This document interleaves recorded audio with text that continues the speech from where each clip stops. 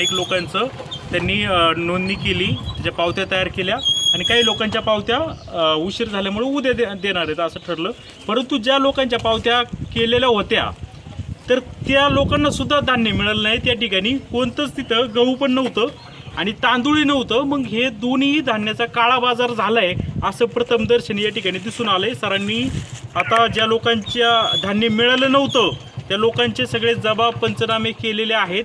आतमधली जो चालक आहे त्याला देखील प्रश्न विचारले आणि अध्यक्ष सचिव ज्या महिला होत्या त्यांना देखील प्रश्न विचारले. त्यांनी सांगितलं की आम्हाला काय माहिती आहे, यांनी बळजबरीने ताब्यात घेतलेलं आहे. परंतु मोठ्या प्रमाणावर आत्ताच मला असं वाटतंय का 4 ते 5 क्विंटलचा ह्या आत्ता पावत्या तयार केल्या त्याच्यामध्ये तफावत दिसते. ज्या लोकांच्या पावत्याच तयार झालेल्या नाही तर ती मोठा काळा बाजाराचा आकडा येऊ शकतो. मग आपण त्यांना विचारलं काय त्याचं नाव याचं धर्मा आढळलं विचारतो. तो म्हणतोय का वरूनच आम्हाला 70% स्टॉक दिला जातो पण प्रत्यक्षात 100% लिहिला जातो.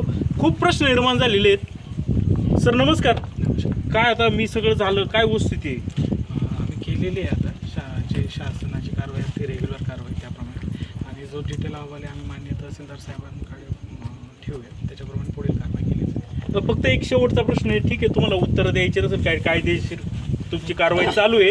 फक्त एकच विषय का याच्यामध्ये असं झालंय की तो आता जो माणूस ठेवलेला आहे त्यांनी तो हात वर करतो, माझा काही संबंध नाही, हा जो काय आहे अध्यक्ष सचिवांनी त्याला जबाबदारी काय नक्की कायदा सांगतो?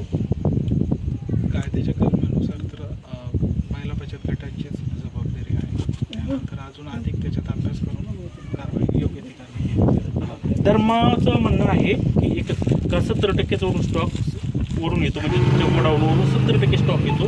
पण तुम्ही म्हणताय का 100% स्टॉक दिला जातो? शिल्लक बाजार करून जेवढी त्याची विक्री आहे त्यानुसार त्याला स्टॉक दिलेला आहे. बरं ठीक आहे. तफावत आढळून आलेली आहे. ठीक आहे धन्यवाद. तर तफावत आढळून आलेली आहे आणि सरांनी सांगितलंय. हो साहेब तुम्ही पावत्या आता काढा ना, काढायच्या तुम्हीच म्हणले का पावत्या काढा, माल देतो तुम्हाला. मग माल द्या आता तुम्ही जाऊ नका. हा बरोबर आहे ना. तुम्ही जाऊ नका, या मागं फिरा. तुम्ही पावती काढली साहेब, धर्माने पावती काढली नाही. हा तुम्ही पावत्या काढल्या. आम्ही धर्माका मागत नाही, तुम्ही पावत्या काढल्या, तुम्ही माल द्यायचा. हो तर देणार ना आम्ही धान्य तुम्हाला. हा मग कधी देणार ते सगळ्यांना सांगायचं. ऑन कॅमेरा बोला इथं. 2 मिनिट मागे फिरा, ऑन कॅमेरा बोला. धमकी देऊ नका तुम्ही. नाही नाही बाळू पानसरे व्यवस्थित हो, बोलू ना. समोर साहेब, तुम्ही या गावातल्या लोकांच्या सगळ्यांच्या पावत्या काढल्या, तुमच्या म्हणण्यानुसार सगळ्या पावत्या लोकांच्या पावत्या नाही काढलेल्या आहे. बरं काय XYZ काढल्या असतील त्या 10-15 लोकांनी तुम्ही पावत्या काढल्या, धर्माने काढल्या नाही.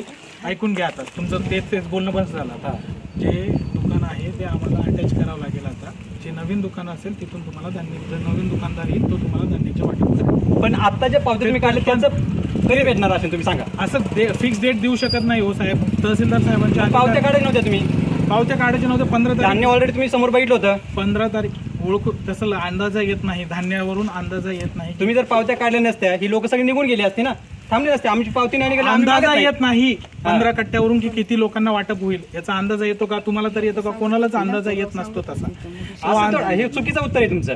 अंदाज येत नाही म्हणजे काय? तर तुम्ही त्या क्षेत्रामध्ये काम करतायत, सगळे डिटेल्स तुम्हाला माहित असतात. नियमानुसार तुम्हाला धान्य वाटप भेटेल. ज्यांच्या पावत्या काढलेल्या आहेत कधी मिळेल ते सांगा फक्त. तारीख सांगू शकत नाही. ज्यांना धान्य काढलेलं आहे त्यांना ह्या महिन्याच्या शेवटपर्यंत धान्य भेटून जाईल. ओके धन्यवाद. त्यांना काय 2 किलो जास्त भेटत आहे. आतापर्यंत एवढं दिवस चालत पाहिजे, यांना सुद्धा भेटल्याशिवाय काय कोणाला तुम्ही जमले का धर्मात? नाही, या महिन्यात. तुम्ही एवढं दिवस चालत आज कळलं तर आज सगळी बोलली ना.